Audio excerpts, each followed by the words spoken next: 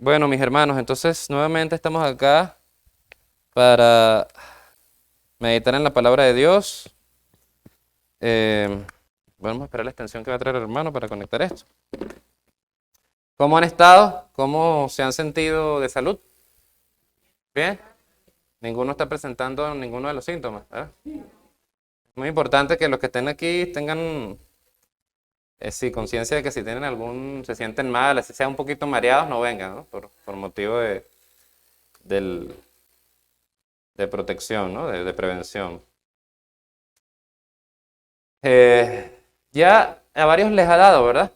Aquí, ¿no? ¿Pueden levantar la mano a quienes les ha dado? 3, 4, 5, 6, 7. Sí, ya varios aquí han sufrido la enfermedad. Gracias al Señor, bueno, la hemos superado. Y bueno, orando para que al resto de los hermanos puedan recibir sus vacunas, ¿verdad? También. Porque pronto llega a Venezuela más vacunas para poder superar esto de esta manera, ¿no? No a través de la enfermedad, sino a través de las vacunas. Y bueno, el día de hoy vamos a continuar con la serie de mensajes relacionadas a Pablo y el ejemplo de él en cuanto a la ofrenda. Palabra especial sobre la ofrenda número 6. Pablo y la transparencia. Titulé este mensaje. Está basado en 2 de Corintios, capítulo 8, del versículo 16 al capítulo 9, versículo 5. ¿Sí? Y bueno, la semana pasada nosotros aprendimos que, estas semanas hemos estado aprendiendo que Pablo, del apóstol Pablo, estuvo seriamente involucrado en temas de recolección de ofrendas de unas iglesias para llevar a otras iglesias que estaban pasando tiempos de calamidad, ¿sí? Él estaba recolectando ofrendas para llevar ¿a dónde? A ver, ¿a las iglesias de dónde? Ay, de Jerusalén, hermana Elizabeth, muchas gracias. Gloria a Dios, un aplauso a la hermana Elizabeth, vale. Está pendiente. Pendiente. Sí, wow, gloria a Dios. Entonces, él estaba por las iglesias de Macedonia, de Grecia, haciendo una campaña de recolección para llevar a los hermanos de Jerusalén. Y esto fue desde muy temprano en el ministerio, desde muy temprano. Ya hemos visto que desde comienzos de su ministerio en Hechos, él, además de su trabajo de predicación, de evangelización, él llevó este ministerio en paralelo. Y fue un ministerio muy importante para él, el cual él manejó con mucha organización y mucha transparencia. Y la semana pasada aprendimos que Pablo animó a los corintios para continuar ofrendando, porque esto fue por varios años, porque la situación en Jerusalén por varios años fue difícil, y él los animó para continuar ofrendando. ¿Sí? Y en 2 de Corintios hay dos capítulos dedicados a este tema, 2 capítulos en el libro. Entonces, esto nos indica que es un tema importante, es un tema espiritual, es un tema al que él le dedicó tiempo, es un tema que él trató con mucho cuidado y como vamos a ver hoy también, para evitar malos entendidos, ¿sí? O sea, él tuvo que abordar este tema porque fue guiado por el Espíritu Santo para esto, pero lo hizo con mucho cuidado, con mucha organización, con mucha delicadeza, ¿sí? Y bueno, él mencionó el ejemplo de los macedonios que ofrendaron aún en lo poco, ¿sí? Porque las iglesias de Macedonia eran muy pobres, pero en su pobreza ofrendaron, ¿sí? Entonces, esto quiere decir que aunque nosotros tengamos poco, podemos participar en el ministerio de la ofrenda, ¿sí? O en el ministerio de ayuda a otros que puedan estar en más necesidad, ¿sí? Y mencionando el ejemplo de los macedonios, que ofrendaron aún en lo poco, como la viuda que ofrendó 2 moneditas, y les clarificó varios puntos también, como el deseo de que ellos crecieran en esta área también. Es decir, Pablo les dijo que Sí, ellos eran buenos predicadores, ellos tenían talentos, ellos tenían servicio, etcétera, pero necesitaban también crecer en el área, vamos a decir, el área financiera, espiritual, en relación a su entendimiento a la ofrenda, ¿sí? Entonces, hermanos, el tema de ofrendar es un tema que es parte de nuestra espiritualidad. Si nosotros no entendemos qué es la ofrenda, ni la practicamos y estamos confundidos, eso quiere decir que espiritualmente estamos por allí cojeando, ¿sí? No estamos 100%. Necesitamos tener un entendimiento para hacer todo de la manera adecuada, con sabiduría. Y también él les dijo que, ya les dijo concretamente, ofrendar para los hermanos pobres en Jerusalén es una manifestación del amor de Dios. Y les dijo, yo los voy a probar, quiero probar si realmente ustedes tienen amor por los hermanos, si ustedes realmente ayudan a los hermanos que están en dificultad, ahí se va a manifestar verdaderamente el amor, ¿sí? Como el buen samaritano, ¿sí? Que manifestó el amor realmente ayudando con su tiempo y con sus recursos a esa persona que estaba allí casi muriendo. Y también él les dijo, a pesar de todo este ánimo, esta continua, vamos a decir, exhortación, ¿sí? Continua exhortación para que ofrenden, luego también les dice que tampoco es que quería sobreexigirlos, ¿sí? No quería que ellos se sintieran muy presionados hasta el punto de ofrendar lo que no tenían, porque tenían que ofrendar en proporción a lo que tenían. No se trataba de dejar a los corintios en necesidad para que los de Jerusalén estuvieran muy bien, sino se trataba de administrar los recursos desde las personas que estaban en una mejor condición económica a los que estaban en una peor condición. ¿Sí? Entonces aquí podemos ver otro principio, que el objetivo de Pablo era que las ofrendas fluyeran desde las personas que tuvieran más recursos a las personas que tuvieran menos recursos. Y entonces allí vamos a leer el versículo 14. Fíjense que habla muy interesante, ¿no? Versículo 14. Vamos a leerlo. Dice, ahora mismo ustedes tienen abundancia y pueden ayudar a los necesitados. Más adelante ellos tendrán en abundancia y podrán compartir con ustedes cuando pasen necesidad. De esta manera habrá igualdad, ¿sí? Entonces Pablo, como el dicho que tenemos aquí, hoy por ti, mañana por mí. ¿Sí? Tiene algo de sabiduría esa frase, hoy por ti, mañana por mí. ¿Sí? Entonces, ayudamos a los que están en necesidad, ¿sí? Porque también pensamos que si en algún momento nosotros tenemos necesidad y estas personas están mejor, también ellos pueden apoyarnos, ¿sí? Esta es sabiduría de Dios, ¿sí? Así que con eso también podemos compartir con esa idea, ¿no? Con el propósito de amar a Dios primeramente, amar a nuestros hermanos, pero también en este espíritu de solidaridad, ¿sí? Que es muy importante en tiempos de crisis, ¿no? La solidaridad. Y todos puntos muy interesantes los que les acabo de mencionar, que Pablo menciona en su epístola, ¿sí? Pablo no le pasó rapidito a este tema. Algunos hermanos se preguntarán, coche, el pastor ya tiene 6 semanas predicando, como estoy predicando cada 15 días, entonces ya son como 12 semanas, ya casi equivalente a casi 3 meses de este tema, ¿sí? Pero es que es un tema que necesita ser entendido, ¿sí? Y necesita ser comprendido y sobre todo practicado desde el entendimiento. Amén. Y esto es una manera de amar a Dios, de amar a nuestro prójimo y de amarnos también a nosotros mismos de manera apropiada. Bueno, vamos a meditar en la palabra en esta disertación que continúa Pablo a los Corintios, leyendo desde el capítulo 8, versículo 16, hasta el capítulo 9, versículo 5. ¿Sí? Bueno, entonces yo voy a leer, ustedes van a leer los que están subrayados, ¿sí? Ahí se ve. Bueno, vamos a leer. Por lo tanto, gracias a Dios, quien le ha dado a Tito el mismo entusiasmo que yo tengo por ustedes.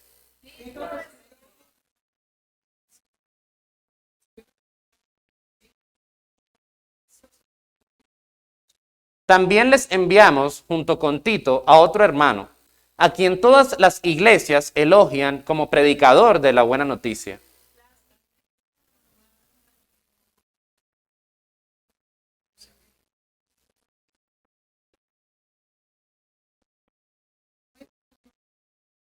Viajamos juntos para evitar cualquier crítica por la manera en que administramos esta generosa ofrenda.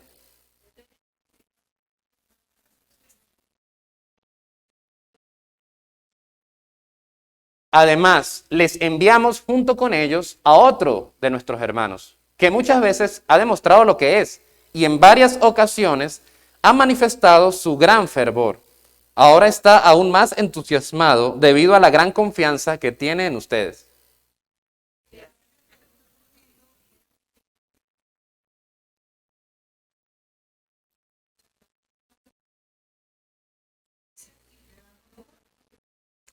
Así que demuéstrenles su amor y pruébenles a todas las iglesias que está justificada nuestra jactancia por ustedes.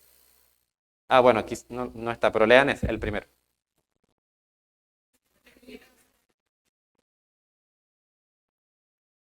Pues sé lo, hasta hago yo, pues sé lo deseoso que están de ayudar y me estuve jactando en las iglesias de Macedonia de que ustedes, los de Grecia, hace un año estuvieron dispuestos a enviar una ofrenda.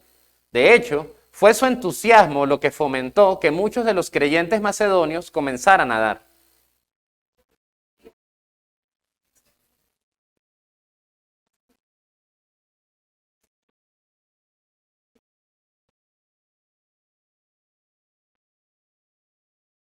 Sería vergonzoso para nosotros, ni hablar de la vergüenza que significaría para ustedes, si algunos creyentes macedonios llegaran conmigo y encontraran que ustedes no están preparados, después de todo lo que les hablé de ustedes.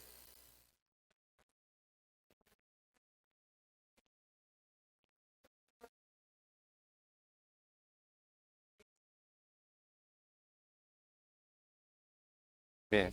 Vieron que Pablo habla bastante, ofrenda de dinero, ofrenda de dinero. No tenemos que tener miedo de hablar de estos temas, hermano. Amén. Bueno, el tema el título del mensaje es Pablo y la transparencia, que es el mensaje número 6 de esta serie de mensajes. ¿Sí? Y versículos claves tomé en este mensaje el versículo 20 y el 21.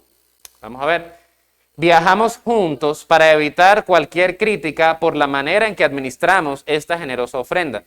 Tenemos cuidado de ser honorables ante el Señor, pero también queremos que todos los demás vean que somos honorables. Y en otra versión, la nueva versión internacional, la siguiente, por favor. Vamos a leer. Queremos evitar cualquier crítica sobre la forma en que administramos este generoso donativo, porque procuramos hacer lo correcto, no solo delante del Señor, sino también delante de los demás. Amén. Voy a orar, ¿sí? Padre amado, te damos las gracias por esta mañana, Señor. Oh, Dios mío, tú sabes que somos pecadores, sabes que tenemos debilidades, no somos perfectos, solo tú eres perfecto, solo tú eres bueno, Señor, solo tú eres totalmente luz, Padre. Pero te damos gracias, Señor, porque una y otra vez podemos acudir a tu cruz.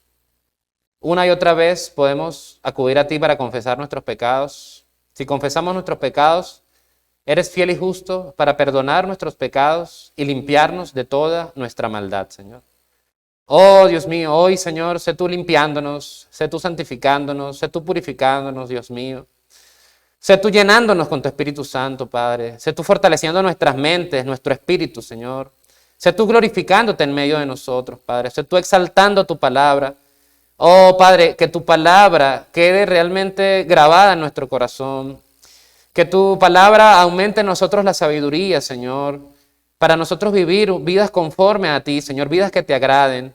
Que nosotros podamos ser odres nuevos, Señor, Padre. Ser odres nuevos que son continuamente renovados por ti, Señor, por tu evangelio, por tu palabra, Señor. Que somos continuamente llenos de tu visión, Señor, de tu gozo, Padre. Fortalezca a cada uno de mis hermanos que están aquí el día de hoy, a los hermanos que también van a escuchar este mensaje grabado también desde sus casas. Padre, guárdanos. Gracias por todos los hermanos que han podido superar el COVID, Señor, que lo han padecido y lo han superado. Te pido que sigas guardando a todos los demás, Señor, que aquí no haya ningún tipo de contagio, que todos podamos tomar las medidas preventivas de una manera rigurosa. para que nosotros podamos hacer aquí ejemplo, Padre, de lo que es las medidas de bioseguridad, Señor, de tomar estas medidas. Y a todos aquellos hermanos que actualmente estén enfermos por alguna razón, Señor, sé tú fortaleciéndolos, sé tú ayudándolos y proveyéndolos todas las medicinas, Señor, y alimentos que necesitan. Gracias por este tiempo, gracias por esta palabra, Señor, que ha sido de abundante bendición para nosotros entender este importante tema que es tan crucial, Señor, para el manejo de las iglesias y que lamentablemente muchas iglesias han tenido mal testimonio, Señor, y esto ha traído problemas, Señor, al pueblo de Dios. Pero ayúdanos para que nosotros con este entendimiento, Señor, podamos ser sabios y podamos ser transparentes, Señor, y que nuestra iglesia realmente pueda tener una buena cultura, Señor, una cultura bíblica financiera, Señor, santa, Señor, pulcra, Padre, que te glorifique, Padre. Gracias, Señor, por este momento, te adoramos, te glorificamos, y bueno, exalta tu palabra el día de hoy, Señor, que hoy sea solamente tu nombre exaltado, solamente tu palabra levantada entre nosotros, Señor. Gracias, oramos en el nombre de Jesús. Amén. Bien, hermano, entonces luego de todas esas clarificaciones que les comenté en la introducción, que hablamos el mensaje anterior, Pablo entra en un punto muy interesante, muy interesante, ¿sí? Y al que le debemos prestar mucha atención. Y es que Pablo pasa a presentar el comité encargado de ir primero a la iglesia de Corinto a preparar la ofrenda. Porque si prestaron atención, ¿verdad?, al pasaje anterior y a lo que leímos últimamente, Pablo, ¿verdad?, él desde el lugar en donde estaba escribiendo, él dice que primero va a enviar un grupo. Y ese grupo va a hacer todos los preparativos, va a cuadrar todo para que cuando él vaya con los macedonios ya todo esté listo, ¿sí? Entonces había un comité encabezado por Tito, quien en algún momento fue pastor en la iglesia de Creta, ¿sí? Y este comité tenía esa responsabilidad, esa seria responsabilidad. Entonces, hasta un comité se formó para esto. Y ahora vamos a ver en qué consistió. Vamos a leer el versículo 16. ¿Tenemos algún problema? Ok, bueno, yo lo voy a leer. El versículo 16 dice, el 16 al 17, por lo tanto, gracias a Dios, quien le ha dado a Tito el mismo entusiasmo que yo tengo por ustedes. Tito recibió con agrado nuestra petición de que él volviera a visitarlos. De hecho, él mismo estaba deseoso por ir a verlos. Entonces, el primero que se menciona, ¿quién es? Tito. ¿Y quién fue Tito? ¿Pastor de dónde? No, en algún momento fue pastor en la iglesia de Creta. ¿Okay? Lean la epístola del apóstol Pablo a Tito, para que vean allí cómo estaba Creta en ese momento. Sí, Creta, una isla, ¿no?, en el Mediterráneo. Entonces, imagínense, un hombre que fue pastor en la iglesia de Creta, él fue certificado, vamos a decir, por Pablo. Entonces, este Tito realmente era un siervo de Dios con muy buen testimonio, con un nombre muy espiritual, ¿sí? Un hombre fiel, que como les digo, en algún momento se hizo cargo del pastorado de una iglesia. Y ese hermano fue llevado, era digamos, el líder del comité encargado de manejar esa ofrenda, de preparar esa ofrenda. Entonces vemos la calidad de la persona que era el líder de ese comité. Era un pastor. Entonces algunas personas piensan, bueno, no es bueno que el pastor esté... Claro, en ese momento él no era pastor. No es bueno que el pastor esté involucrado en este tipo de temas, ¿no? Pero vamos a ver, este hombre, más bien se requiere que personas espirituales y con temor a Dios estén involucrados en estos temas, ¿sí? Este era el líder de ese comité, ¿no? Entonces, vamos a ver el versículo 18 y 19. También les enviamos, leamos juntos. También les enviamos junto con Tito a otro hermano, a quien todas las iglesias elogian como predicador de la buena noticia. Las iglesias lo nombraron para que nos acompañara a llevar la ofrenda a Jerusalén, un servicio que glorifica al Señor y que demuestra nuestro anhelo de ayudar. Entonces, dice, les enviamos junto con Tito a otro hermano, no menciona el nombre, no sabemos por qué no lo menciona, pero sí menciona el testimonio de ese hermano. Entonces Tito era un hombre, ya dijimos, Tito era un hombre que fue pastor, un hombre espiritual, ¿sí? Y ahora, ¿quién es el otro hermano encargado de ese comité? ¿Cuál es su característica? Todas las iglesias lo elogian como predicador de la buena noticia. Buena noticia es evangelio. Entonces, este hombre era un evangelista que también tenía poder del Espíritu Santo para predicar la palabra de Dios. Y ese hombre fue junto con Tito, pero no fue porque él mismo sino que se nombró. ¿Quién lo nombró? Las iglesias lo nombraron para que nos acompañara a llevar la ofrenda a Jerusalén. Entonces, otro hermano espiritual, ¿sí? Otro hermano espiritual, otro hermano con poder del Espíritu Santo para predicar el evangelio. Uno pensaría que el comité debería estar integrado, no sé, por personas más experimentadas en el área de finanzas.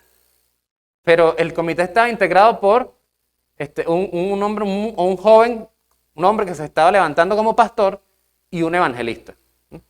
Ahora, ¿qué dice Pablo? Dice Pablo que la ofrenda es un servicio que glorifica al Señor. Nuevamente, y que demuestra nuestro anhelo por ayudar. Entonces, nuevamente aquí vemos que la ofrenda era una manifestación para glorificar al Señor. Era una manera de amar al Señor. Era una manera de amar al prójimo también. Saltamos un poco al versículo 22 y vamos a leerlo. Leamos. Además, les enviamos junto con ellos a otro de nuestros hermanos, que muchas veces ha demostrado lo que es y en varias ocasiones ha manifestado su gran fervor. Ahora está aún más entusiasmado debido a la gran confianza que tiene en usted. Entonces, a otro hermano, tampoco le dicen el nombre, no sé por qué realmente, pero dice, este hermano también tiene buen testimonio. Muchas veces ha demostrado lo que es. Y en varias ocasiones ha manifestado su gran fervor. O sea, parece que era un hombre bastante fervoroso, bastante animado, ¿no? Estas personas que son así. Y ahora estaba más entusiasmado por ir allá y a trabajar en esto, ¿no? Estaba muy alegre. O sea, no estaba muy estresado por trabajar en este tema, sino que estaba muy alegre, ¿no? Entusiasmado por ir a ver a los hermanos y cumplir esta misión y ayudar a los que están por allá, ¿sí? Entonces, ¿cuántos hermanos hay hasta ahora? 3, muy bien, muy bien. 3 hermanos. Al menos 3 que se mencionan aquí. Al menos 3 que estaban siendo enviados para administrar la ofrenda. Vamos a ver el versículo 23 y 24. Si alguien pregunta por Tito, por el líder, aparentemente el líder, díganle que él es mi colaborador, quien trabaja conmigo para ayudarlos. Nuevamente las credenciales. Y los hermanos que lo acompañan fueron enviados por las iglesias y le dan honor a Cristo. O sea, esta es una gente seria, esta es una gente que fue nombrada por las iglesias. Entonces imaginamos que también hubo un procedimiento, hubo todo un proceso, hermanos. Hubo todo un proceso para escoger quiénes serían los hermanos que irían a buscar la ofrenda. Entonces se dan cuenta de la cantidad de trabajo que hubo para cumplir este ministerio. No fue algo que se hizo a la ligera, no fue algo que se hizo ahí rapidito. ¿Okay? Así que dice finalmente, demuéstrenle su amor. O sea, son hermanos que están poniendo tu tiempo. Esos hermanos están dedicados, van a viajar, van a buscar recolectar la ofrenda, van a luego llevarla a Jerusalén. Son hermanos que están poniendo todo su tiempo en esta tarea. Le dice, demuéstrenle su amor. Entonces, y pruébenles a todas las iglesias que está justificada nuestra jactancia por ustedes. Demuéstrenle su amor. Esto, según lo que hemos visto de Pablo, tiene que ver seguramente con que atenderlos bien, recíbanlos bien, encamínenlos y atiéndanlos como es digno. ¿Okay? Vamos entonces ahora a volver al versículo 20. ¿Sí? 20. Leamos, ¿qué dice? Queremos evitar cualquier crítica sobre la forma en que administramos este generoso donativo, porque procuramos hacer lo correcto, no solo delante del Señor, sino también delante de los demás. Entonces, aquí Pablo está mencionando al comité. Y luego él dice, bueno, él lo dice realmente en el medio, ¿no? Pero yo lo tomé para para un mejor entendimiento de todo. Queremos evitar cualquier crítica sobre la forma en que administramos este generoso donativo. O sea, Pablo quería evitar que lo criticaran a él y a la gente involucrada por la manera como podían manejar el donativo. O sea, es decir, si yo estuviese involucrado en un comité de esto, yo también estoy interesado en evitar cualquier crítica o cualquier sospecha o cualquier rumor de que, oye, mira, el pastor Gustavo está en el comité, puede ser que esté. ¿Cómo sabemos nosotros si el pastor no está agarrando ahí para él? ¿No? ¿Qué pasó? Okay, entonces, claro, por supuesto, si yo estoy involucrado, parece que está entendiendo también el del teléfono, ¿no? Porque es ok, ¿no? Si yo estoy involucrado, eso es cómico, sí. Si yo estoy involucrado en una cosa como esta, mi hermano, de mover ofrendas de un lado para otro, de ayudar a mí, yo soy el primer interesado en que no se hable mal de mí, en que nadie diga, oye, el pastor está metiendo la mano ahí. ¿Cómo sabemos nosotros si el pastor no está metiendo la mano? Yo soy o sea, no. ¿Y qué voy a hacer para evitar eso? ¿Qué voy a hacer? ¿Qué harían ustedes? Quiero hacerles esa pregunta. Testigos. Una de las cosas es buscar testigos. Hay varias cosas que se tienen que hacer. ¿Sí? Recibos. ¿Qué más? Inventarios, auditorías, ¿sí? Estados de cuenta. Todo, que todo se pueda ver reflejado. Muy bien, hermano. Que todo se vea reflejado. ¿Sí? O sea, yo lo que voy a buscar es un procedimiento, unos pasos, de manera de que todo esté reflejado. Y que nadie pueda decir, el pastor tomó algo. Yo soy el mayor interesado. Y Pablo también. Pablo quería evitar cualquier crítica sobre la forma en que administraban este generoso donativo. ¿Y cómo hizo él? ¿Qué procedimiento él? Como dijo la hermana, testigos, un comité, ¿sí? Un grupo de trabajo. Un grupo de trabajo para que dentro de ese grupo de trabajo se supervisen mutuamente. Y era un grupo de trabajo con personas de alta calidad, con personas irreprochables, ¿sí? Con personas de buen testimonio. No podía meterse en ese grupo de trabajo a alguien que tuviera un testimonio de mala maña, como decimos nosotros, ¿no? Oye, un hermano que mire, ese hermano se agarró algo por ahí hace un año. Uy, lamentablemente, bueno, sí se habrá arrepentido, pero lamentablemente ese hermano no puede estar en ese comité, ¿sí?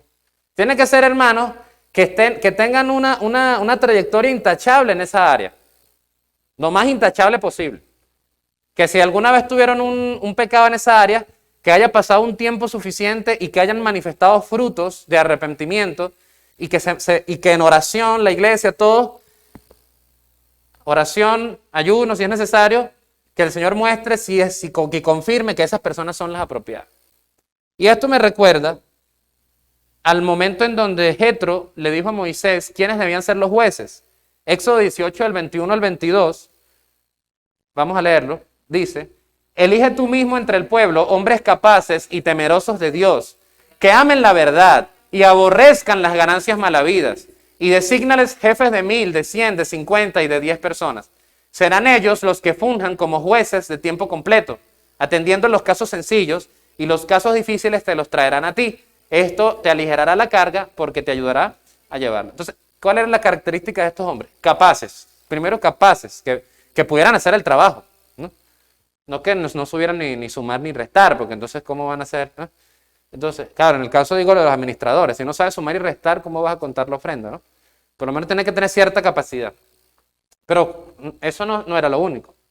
Temerosos de Dios. Que tuvieran temor de Dios. Que amen la verdad. Que amen la verdad, que no sean mentirosos.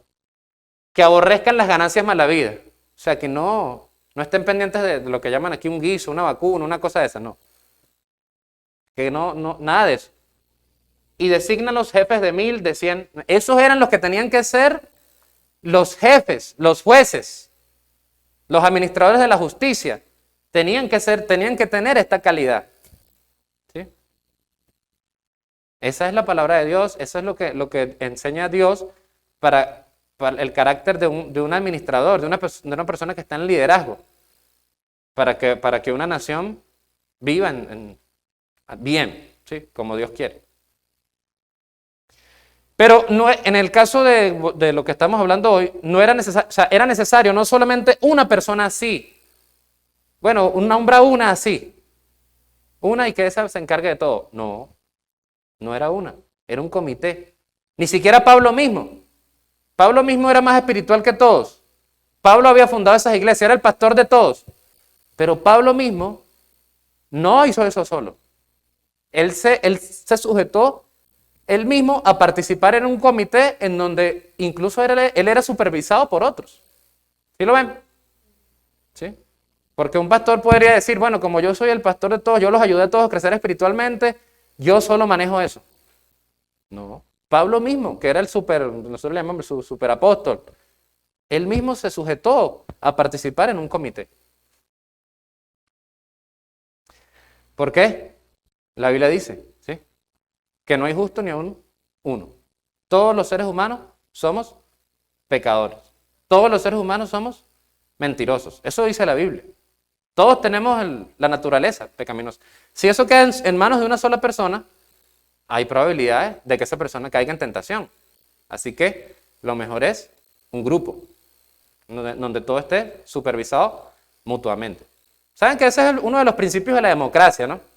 Hablando aquí un poco de estos temas, a los hermanos que estudian ciencias políticas o derecho, es tener varios poderes, bueno, 3 por lo menos, que se supervisen mutuamente, ¿sí? El poder ejecutivo, el poder judicial y el poder legislativo. Y entre todos o sea, hay mecanismos para que haya una supervisión mutua, para que ninguno pueda hacer lo que quiera, o sea, o lo que le dé la gana, sino que haya una supervisión mutua. Eso viene de ese principio.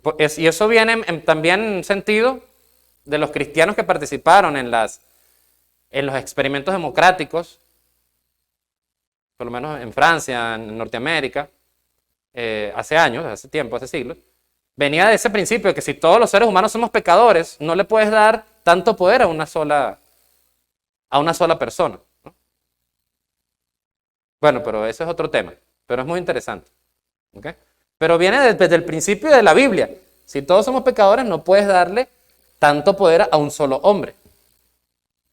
¿Sí? Entonces viene la idea de, bueno, los poderes que se supervisen mutuamente y también la alternabilidad de las personas que están en el poder, para que no se... ¿no? Entonces, bueno, eso no es algo bíblico, pero les estoy dando cuáles son, o sea, los principios detrás de eso, ¿no? Entonces, ahora, hermanos, un punto muy importante aquí también, que ¿ustedes creen que esto era un tema guiado por el Espíritu Santo? Pregunto. Bueno, aparece en la Biblia. O sea, quedó registrado en la Biblia. Palabra inspirada por Dios. Todo este proceso, que quizás le puede parecer a veces un poco, no sé, tedioso, vamos a hablar de esto otra vez, pero todo esto para Dios era importante. Era un proceso guiado por el Espíritu Santo. Así que podemos también decir que no solamente era Tito y los otros 2 hermanos y Pablo, también era el Espíritu Santo. El Espíritu Santo ahí involucrado, moviéndose. ¿Quién fue el que le dijo a los apóstoles en Antioquía que iba a haber un hambre, iba a llegar el hambre a Jerusalén? ¿Quién lo dijo? ¿No se acuerda? A ver, la hermana Elizabeth. No se acuerda, esta vez. Ajá, en Hechos, que estaban en Antioquía, vamos a ver. Yo creo que pueden recordar. Estaban reunidos y vino alguien. José, ¿te acuerdas? No. Vino un profeta. No, tampoco, Elías ya se había muerto. Bueno, no se había muerto, se había llevado al cielo. Fue un profeta. Un profeta. Y él profetizó que iba a venir el hambre. ¿Sí? O sea, fue el Dios, el Espíritu Santo, moviendo a la gente. Y ahí tomaron la decisión de comenzar a preparar ofrenda a Jerusalén. ¿Sí? Eso está todo en los mensajes anteriores, hermano. Ok, entonces, es Dios que está allí protagonizando este proceso. No podemos, no, o sea, tenemos que dejar la pereza intelectual, ¿sí? O la pereza espiritual y pensar que este tema es algo que no tiene que ver con Dios y no darle la importancia para entenderlo, para analizarlo. Porque es muy importante en nuestras vidas, hermano. ¿Sí? Es muy importante.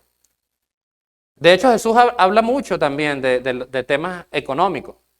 Y una de las principales causas que hace que la gente se pierda, que se aleje de Dios, es la avaricia, ¿sí? El amor al dinero, estas cosas y estas tentaciones. Pero esto no quiere decir que no hablemos de este tema. ¿Sí? Necesitamos entender qué mecanismos, qué sabiduría nos da el Señor para evitar ambientes que sean propicios para cosas indebidas. Entonces, la anterior, por favor. Queremos evitar cualquier crítica sobre la forma en que administramos este generoso donativo. No era suficiente una persona, eran varios, eran testigos, eran procedimientos, era supervisión mutua, era reportes, etcétera, etcétera, hasta llegar a Jerusalén. Siguiente, por favor. Siguiente. Aquí yo coloco una palabra, transparencia. Transparencia. Algo transparente es algo claro, algo evidente, que se comprende sin duda, ni ambigüedad. Algo transparente es algo que es muy claro, ¿sí? Es un término técnico, ¿sí?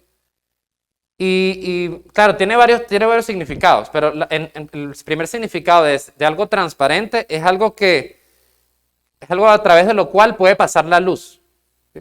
O transparente. Entonces, una hoja blanca transparente, o sea, pasa la luz, ¿sí? O un vidrio, o el agua, que es transparente. Entonces, lo que es transparente deja pasar la luz, está todo claro, puedes ver todo, ¿sí? Según en la página significados.com, la transparencia política se refiere a la honestidad, la ética, la responsabilidad que deben tener los gobiernos y los entes públicos a fin de dar a conocer a los ciudadanos cuáles son las gestiones y actividades en las que se realizan inversiones económicas de importancia social.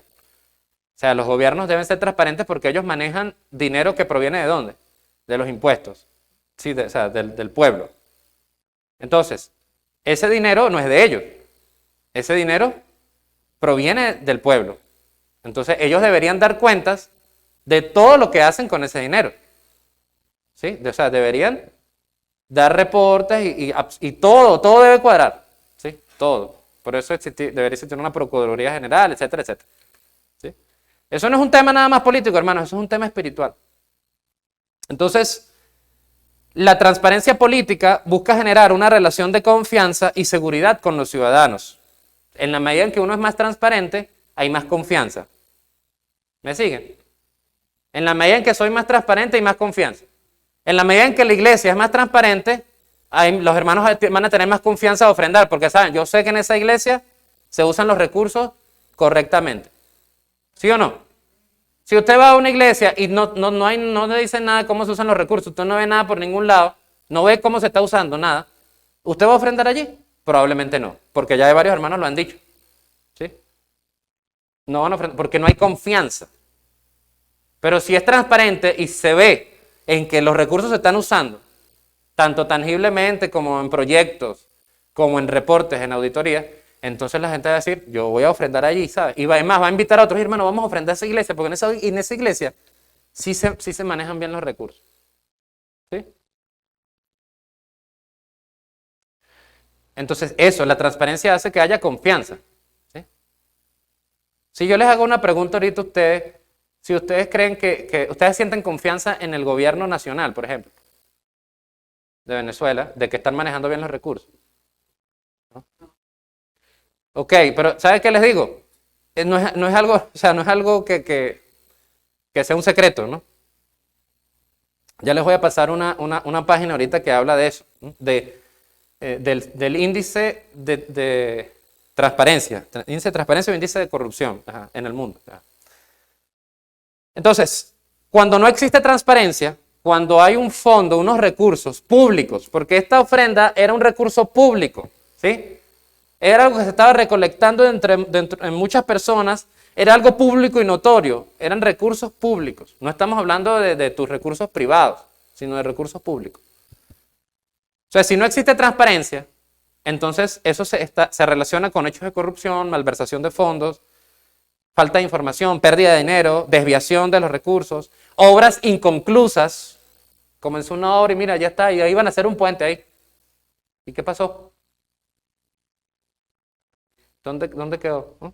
Entonces, pero les digo, esto también puede pasar en la iglesia. ¿Sí? Es lo triste, o sea, es lo que no debe pasar, por eso queremos evitar cualquier crítica, ¿no? Pablo, entonces. Cuando las cosas se hacen de manera transparente, entonces, como dije, se genera la confianza y se disipa cualquier posibilidad de malversación. Vamos a ver otras versiones de este versículo 20. Vamos a leerlo para que vean, ¿no? ¿Qué dice? Queremos evitar así que se nos critique a causa de esta gran colecta que estamos recogiendo, ¿no? Dios habla hoy. La NBLA dice, teniendo cuidado de que nadie nos desacredite en esta generosa ofrenda administrada por nosotros. Así que queremos evitar cualquier sospecha sobre la manera en que manejamos este gran donativo. Siguiente. Hemos sido muy cuidadosos para que nadie nos critique por la manera en que estamos manejando esta ofrenda. Palabra de Dios para todos. Fíjense, hemos sido muy cuidadosos para que nadie nos critique. La BLP dice, evito así toda posible crítica que pudiera ocasionarme la administración de tan crecida suma. Y ahora fíjense lo que él cierra esa parte diciendo, que yo lo estoy haciendo ante Dios. O sea, no es que yo lo estoy haciendo ante Dios, yo estoy haciendo lo correcto. Dios sabe que yo estoy haciendo lo correcto. Pero no es suficiente. Yo también quiero que los demás sepan que yo estoy haciendo lo correcto. Eso es transparencia. ¿Sí? Algunos pueden decir, no, hermano, yo le rindo cuentas a Dios. Yo soy espiritual, yo. Está bien. Pero entonces no hay problema en que entonces seamos transparentes con todo, ¿verdad? Pablo dijo, yo lo hago ante Dios, pero también quiero que los demás sepan que yo lo estoy haciendo de manera correcta. Siguiente, vamos a ver. Fíjense, vamos a leerlo. Porque procuramos hacer lo correcto, no solo delante del Señor, sino también delante de los demás. Vamos a leer otras versiones. Dios sabe que somos honrados, pero deseo que todo el mundo lo compruebe. Por eso hemos tomado esta precaución. O sea, Pablo, yo quiero que todo el mundo compruebe que yo soy honrado. Nueva traducción viviente. Tenemos cuidado de ser honorables ante el Señor, pero también queremos que todos los demás vean que somos honorables ante los ojos de la gente. Ahí se copió algo. Siguiente. Hemos tratado de hacer lo correcto, no solo ante los ojos del Señor, sino también ante los ojos de la gente. Ah, sí, esta era la que estaba allá. Los ojos. Ante los ojos del Señor y ante los ojos de la gente. O sea, que la gente vea. Ya que quiero hacer las cosas con toda honradez, no solo a los ojos de Dios, sino también a los ojos de la gente. Ojos de Dios, ojos de la gente. Dios está viendo, pero también quiero que la gente vea, que yo quiero que la gente compruebe. Yo quiero mostrar ese testimonio. Ese era Pablo que quería dar ese ejemplo.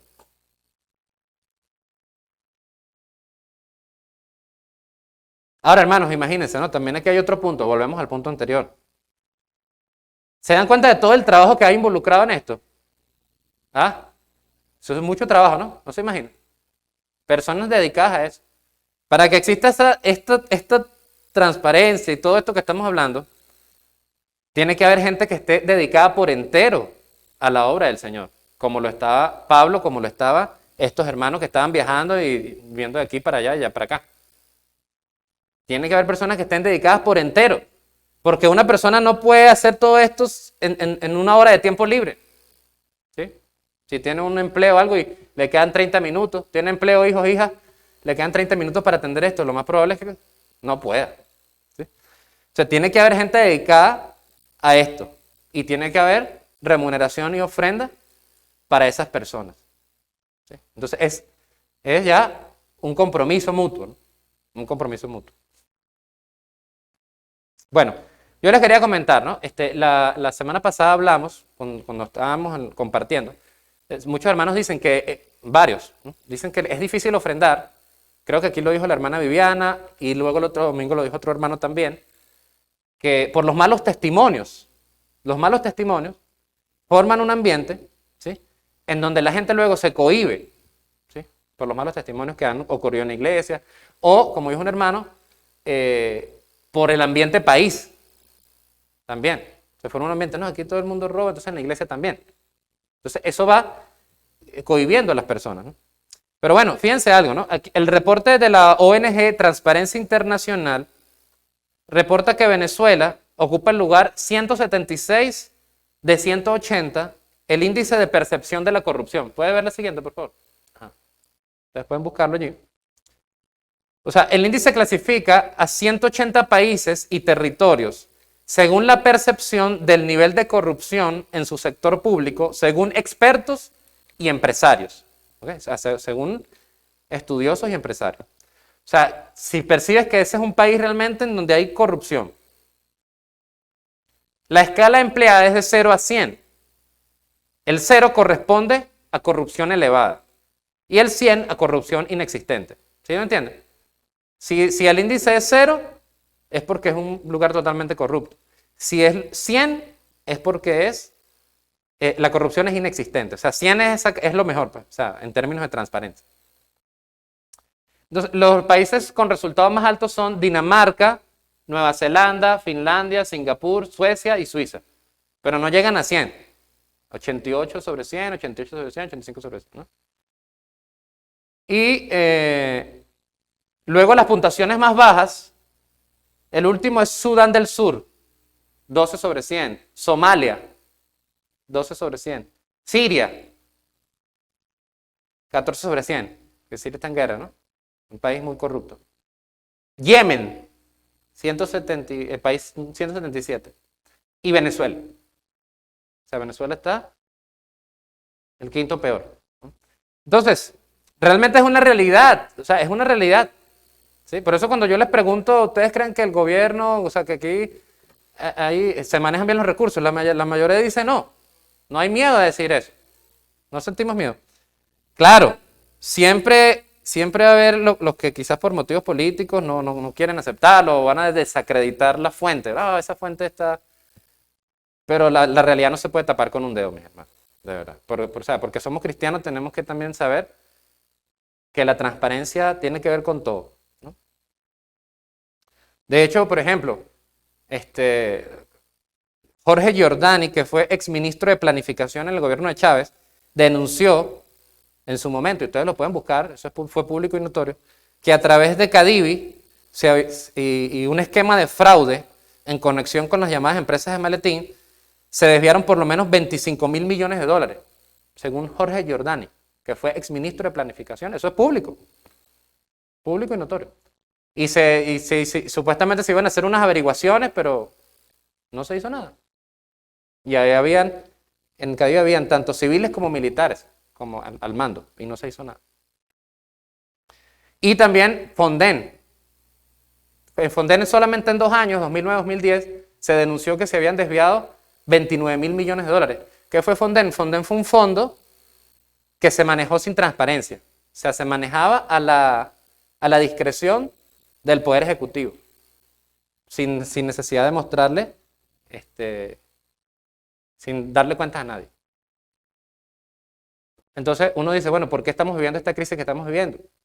Esto que les estoy hablando ocasiona luego la crisis bárbara que vivimos, la cantidad de millones de personas que se han ido del país, o sea, toda una consecuencia por el pecado, por algo que está en la Biblia, que la Biblia ya nos enseña cómo no se deben hacer las cosas.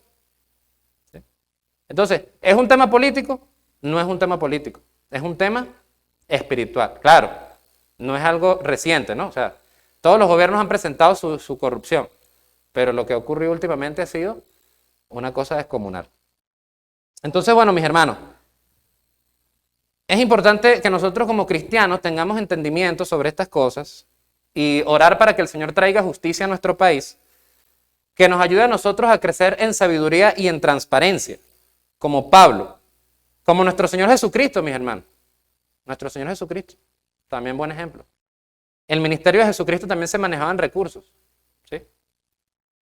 Y allí también, lamentablemente, ¿no? Ahí también ocurrió la malversación por parte de Judas, ¿sí? Era el tesorero. Pero a pesar de esa malversación, a Jesús no le faltó nunca los recursos, ¿no? Entonces, bueno, sobre todo las iglesias, nuestro papel, o sea, ¿cuál sería nuestro papel como iglesia? También habría que pensar en este ambiente que estamos viviendo, ¿sí? La Biblia dice que las iglesias son columna de la verdad. O sea, deberíamos ser el ejemplo en cuanto al manejo de los recursos.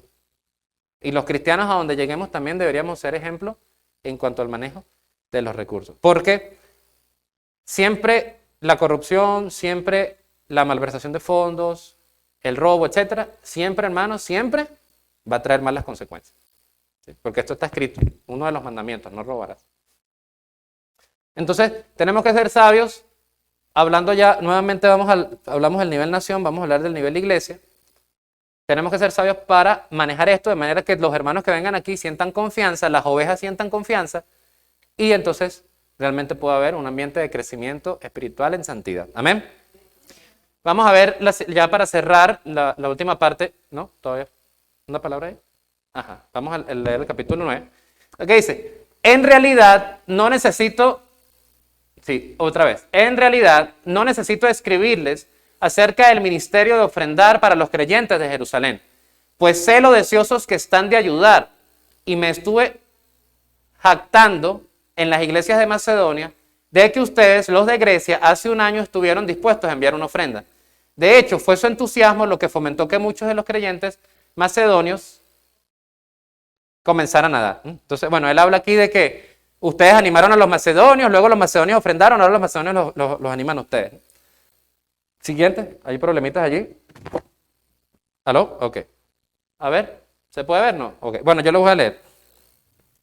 Luego dice, ¿no?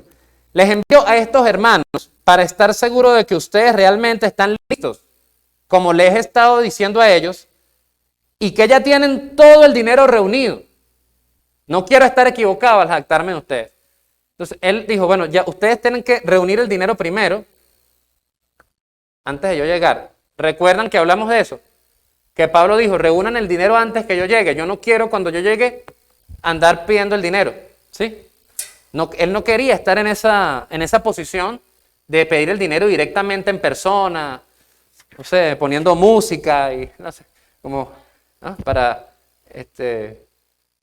manipular, ¿no? Quizás, o sea, eso es una interpretación, ¿sí? Él estaba evitando cualquier cosa, o sea, que no se dijera nada de él. Oh, mira, él llegó aquí, manipuló a la gente y se llevó la plata. No, él mandó la carta primero para que la gente reflexionara, orara, o sea, no era algo así rápido, no era algo bajo presión. Como, hermano, ¿cómo estás? ¿Viniste por primera vez? Vente, hermano, ofrenda que el Señor te va a prosperar. No, nada de eso. No, hermano, vaya, lea la palabra, medite, ore, busque al Señor y después, en su libertad, en su tranquilidad, usted ofrenda. Pero nada de presión, así, ¿no? Ok, entonces, él envió primero a la gente, ¿sí? Pero él quería, bueno, ya cuando yo llegue, que esté todo lo que ustedes decidieron, que esté reunido. Siguiente. Les envío a estos hermanos para estar seguro de que ustedes realmente están listos, como les he estado diciendo a ellos, y que ya tienen todo el dinero reunido. No quiero estar equivocado al jactarme de ustedes. Sería vergonzoso para nosotros, ni hablar de la vergüenza que significaría para ustedes, si algunos creyentes macedonios llegaran conmigo y encontraran que ustedes no están preparados, después de todo lo que les hablé de ustedes, ¿no? Entonces, me está diciendo, concha, o sea, ya les he dicho que ustedes son generosos, que ustedes son espirituales, que ustedes tienen tremendos predicadores, que esto, que aman a Dios, y yo llego y no tienen nada reunido, ¿no? Entonces, oye, qué vergüenza sería para mí y para ustedes, imagínense. No era vergüenza. Entonces, siguiente. Así que pensé que debería enviarles a estos hermanos primero, a fin de estar seguro de que tienen lista la ofrenda que prometieron. Pero quiero que sea una ofrenda voluntaria, no una ofrenda dada de mala gana. Fíjense, él le está diciendo, oye, no vayan a pasar una vergüenza, aquello, ¿no? Pero luego le dice, al final, quiero que sea una ofrenda voluntaria. No de mala gana, no por presión, ¿no? Y eso es lo que vamos a hablar el próximo mensaje, ¿sí? Que la ofrenda tiene que ser de buena gana, de corazón, con entendimiento, sin presión, ¿sí? Pero qué vergüenza, ¿no? Qué vergüenza si no, después de que hablamos tantas cosas, no hay ofrenda, ¿no? Después de hablar toda esta serie de mensajes que no hay ofrenda en la iglesia, no sé, la gente no está ofrendando, qué vergüenza. Pero voluntariamente. Esta es la sabiduría del Señor, hermano. El hermano Pablo atendió este tema, ¿sí? Era un trabajo bien organizado, era un trabajo bien delicado. Amados hermanos, seamos ejemplo, hermanos, en temas de manejo de recursos públicos, ¿sí? Que Dios fortalezca al equipo de finanzas, que Dios fortalezca a cada hermano, que seamos sabios en todos estos temas. Son temas que tenemos que abordar, son temas que tenemos que atender, tanto como iglesia, como las finanzas personales también. No hemos hablado de finanzas personales, pero también son temas importantes de cómo nos manejamos, ¿sí? Cómo nos manejamos para no ser atravesados de muchos dolores, como dice la Biblia, por causa de un mal proceder. Bueno, hermanos, que el Señor les bendiga grandemente. Vamos a leer los versículos clave. 2 de Corintios 8, 20 y 21. Vamos a leerlo. Viajamos juntos para evitar cualquier crítica por la manera en que administramos esta generosa ofrenda. Tenemos cuidado de ser honorables ante el Señor, pero también queremos que todos los demás vean que somos honorables. Amén. Vamos a hacer una oración, ¿sí? ¿Me acompaña aquí, hermano, por favor?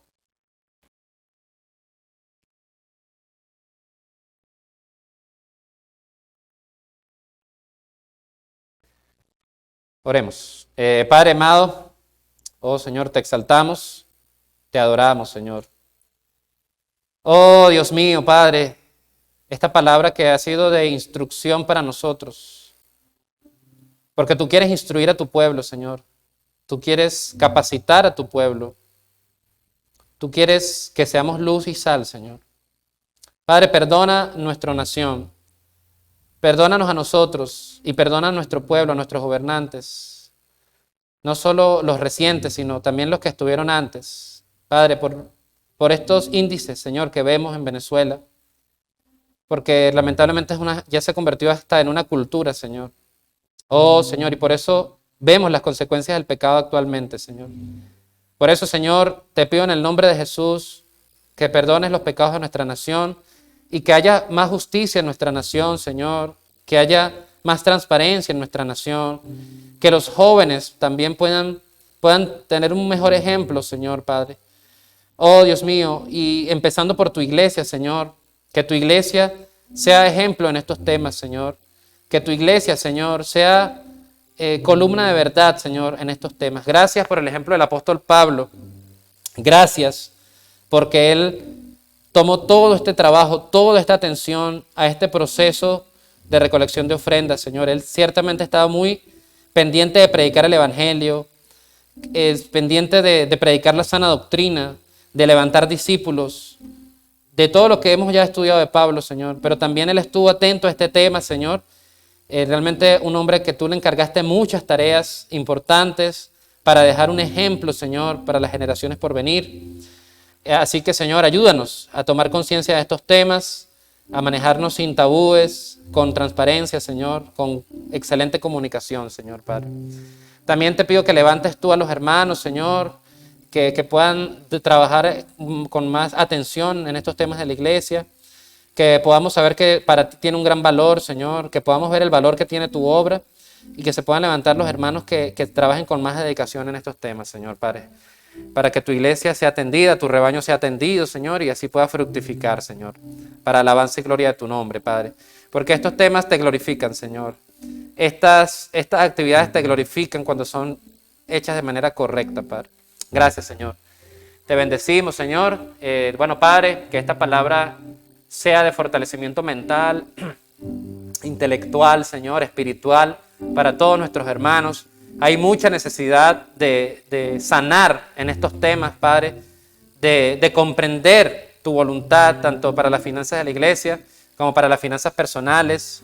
Ya hemos hablado, Señor, del tema de la ofrenda, de los aportes regulares, personales que tenemos que hacer también, Padre, que son principios que están en tu palabra y que son manifestaciones de amor a ti, Señor, amor al prójimo y también de un aprecio correcto por nosotros mismos, Señor. Gracias, Señor. Padre, te alabamos, te glorificamos y toda la gloria es para ti, Señor. En el nombre de Jesús, amén. Gloria a Dios.